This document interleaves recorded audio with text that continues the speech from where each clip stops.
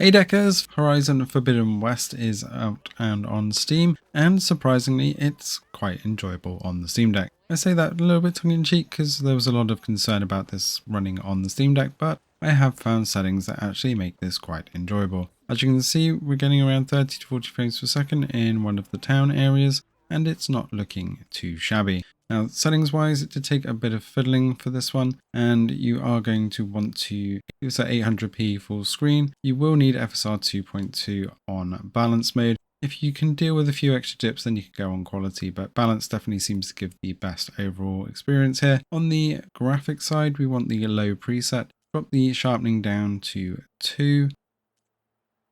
And then we also want to up the texture quality to high. Now, the waypoints icons for fires look absolutely hideous at anything below medium or high texture quality, and things just look a lot better overall with the higher texture quality. But we also turned that motion blur completely off.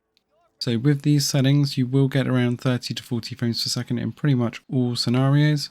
But there are a few loading spikes here and there, so you will get the occasional dip under 30, but it's very minor and it will sit around that 35 to 40 mark for the most part. Even when we go into combat, as you will see here, we do still hold above that 30 most of the time, and because we are on that balance mode, we don't get any input latency as additional with the FSR2 upscaling. And it does keep things very tight and easy on the Steam Deck. It's very responsive, and although we get a little bit of ghosting here and there because of the FSR2 to balance, it is more than playable. And if you are going to be playing this on the Steam Deck, then you are going to be playing all of the way through, I think. Now, it does sit around 22 to 23 watts on the Steam Deck OLED, meaning you're only going to get around 2 hours. 2.5 hours gameplay depending on the environment at the absolute max. Unfortunately, it does mean it's going to be pushing the LCD pretty much to the max at 26 to 27 watts, around an hour's worth of gameplay. So you do want to be near a power source if you're going to be playing this one on the Steam Deck, but it is actually playable.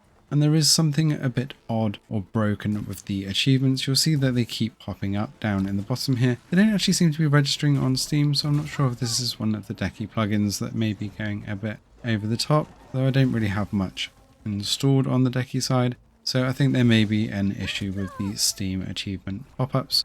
They don't seem to be registering on Steam, so I think it's okay. Let us know in the comments below if you've seen something similar. Overall though, it is enjoyable on the Steam Deck, and I definitely feel like I'm going to be playing this a bit more. Seems a bit more fun than the previous one. Thanks for watching, and see you in the next one.